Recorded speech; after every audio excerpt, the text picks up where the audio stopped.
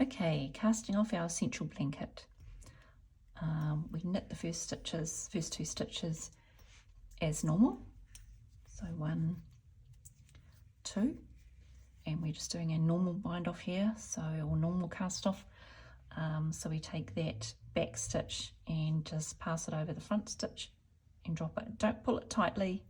We don't want a really tight bind off, just a nice even one.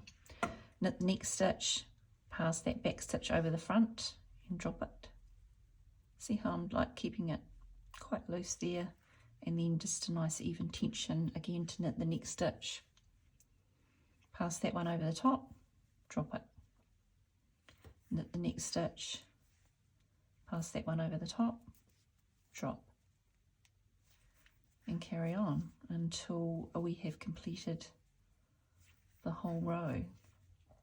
And then when we get to the very last, when we've got one stitch left on our needle, we will snip, leaving about a 12 centimetre tail, and thread that tail through the last stitch and pull it to secure it, and then we will weave in all our ends, and our beautiful blanket will be complete.